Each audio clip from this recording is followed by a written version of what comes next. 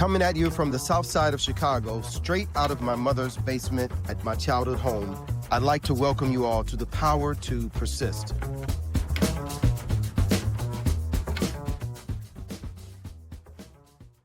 Today, I want to talk about something many people are feeling right now, even if they don't always say it out loud, and that's loneliness. But I want to talk about it through a different lens, not as a weakness, not as something to hide, but as a moment where resilience really can take root. And I'm not talking about simply being alone. I mean that quiet feeling of being unseen, that desire for real connection, not just company, that need for belonging, not just being in a room full of people. Here's the good news. If you're feeling any of that, you're not broken. And you're certainly not alone. In fact, this moment is exactly where resilience starts. This is where we learn something about ourselves, about the people around us, and about how to build the kind of community, identity, and connection that truly supports us. And that's why I'm here, to walk with you through it, to help you understand it, and to give you habits that help you rise above it. Every generation experiences this, but it's showing up in a very real, very powerful way for Gen Z. You are the most connected generation in history.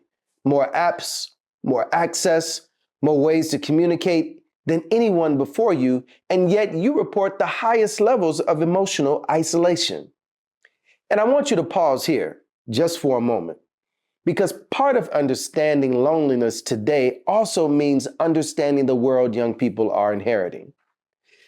We're living in a time when the economy feels unstable, when student debt is at historic levels, when affordable housing is harder to find, and when the wealth gap keeps widening.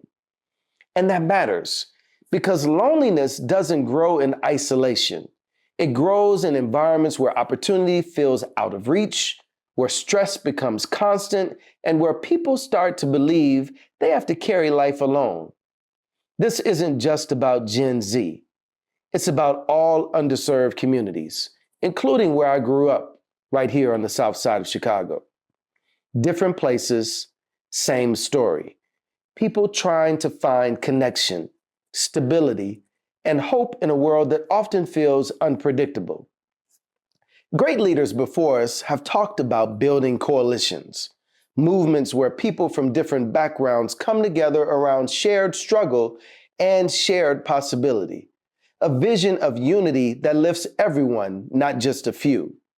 And in many ways, the loneliness so many young people feel today is a reminder that we need one another more than ever. We rise higher when we rise together. And that tells me something important. This isn't a Gen Z problem. This is a human problem.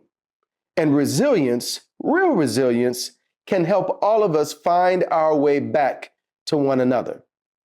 Loneliness today looks different than it did years ago.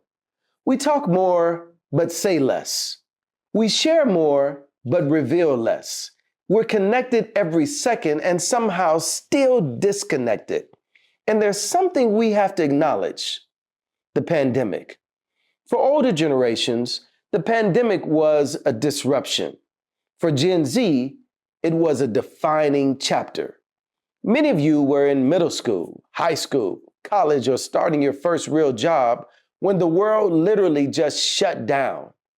Those years, the years when you're supposed to figure out who you are, build friendships, test boundaries, make mistakes, learn social cues, join clubs, build confidence, all of that went quiet. Your world went flat. Community became a screen, classrooms went dark, campus life disappeared, loneliness became normal.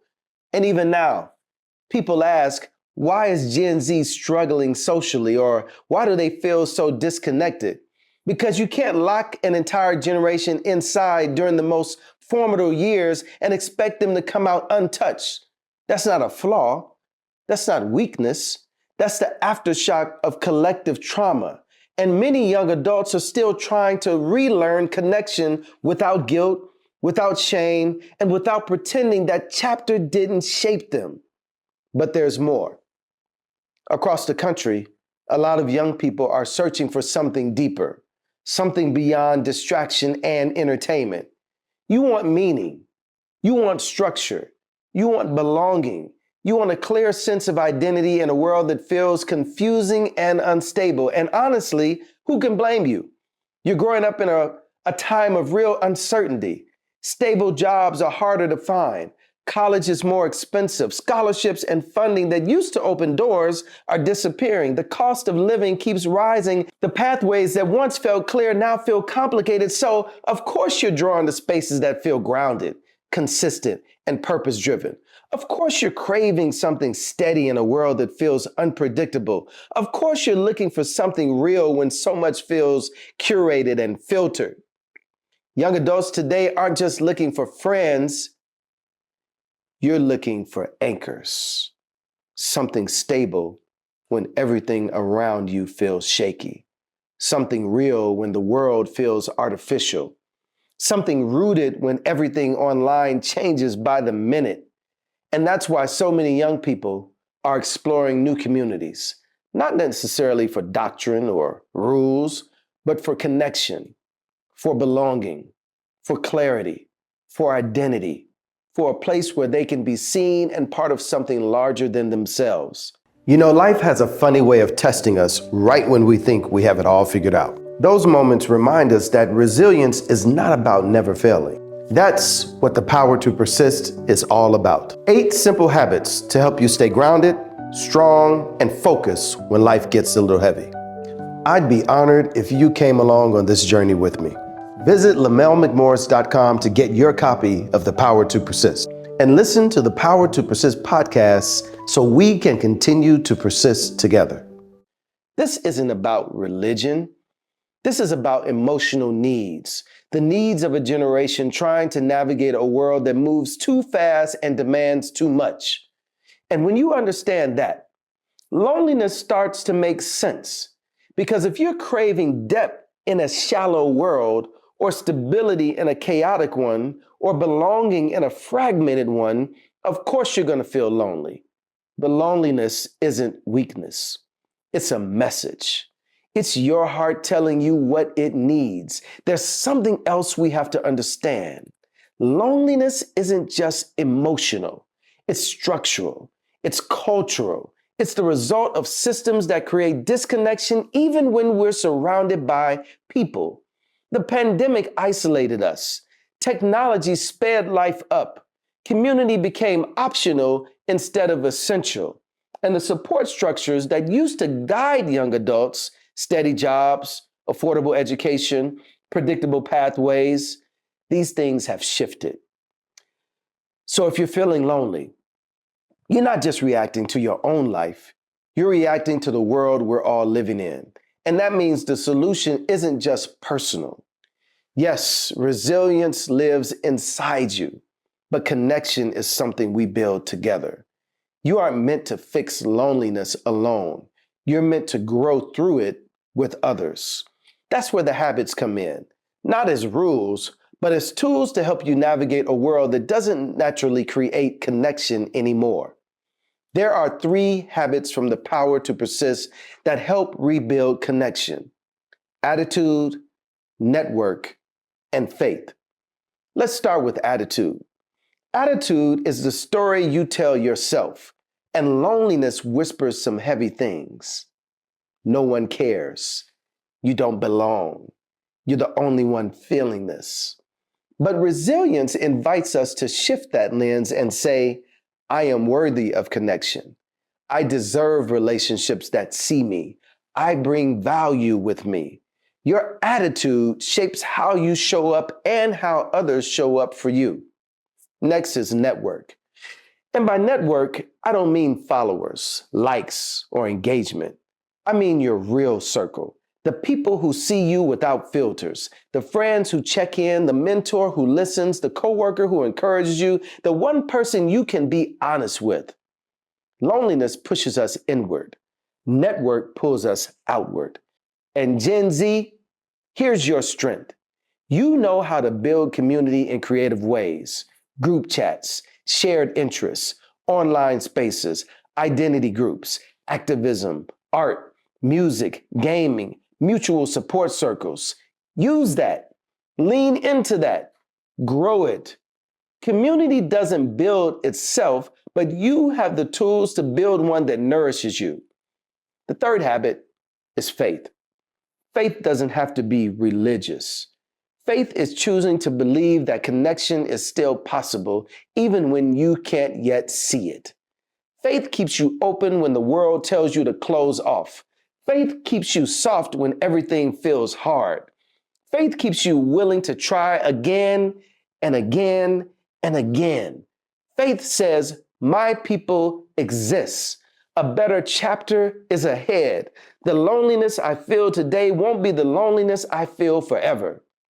Sometimes faith is simply waking up and saying, I'm willing to stay open. Let me say this gently. If you're feeling lonely, nothing is wrong with you. You're not unlovable. You're not behind. You're not broken. You are human, and humans are wired for connection. And let me say this clearly. Your loneliness doesn't make you an outlier. It makes you part of a bigger story unfolding across this country. A story where people from all walks of life, young and old, rural and urban, Black, white, Latino, Asian, Native, are all trying to make sense of a world that is changing faster than the systems meant to support them. This is why we need each other. This is why we build coalitions. This is why we persist. You don't need a huge circle. You just need the right circle. The people who match your values, your pace, your compassion, your honesty. They will find you, and you will find them when you stay true to yourself. And to the older generations, I would say, connection looks different today. Understanding that is the bridge we can walk across together. So here's what resilience looks like when loneliness feels heavy. Reach out before you talk yourself out of it. Join something that aligns with who you are. Open up to one safe person and keep the faith that this season will change, because it will. Friends, hear me when I say this. Loneliness is not a life sentence. It's a signal. It's a nudge. It's an invitation to reconnect with yourself, with others, and with hope. And the habits you build today, attitude, network, and faith, will lead you toward relationships that nourish your spirit. If this episode spoke to you, share it with someone who may be struggling quietly. Let's continue to persist together.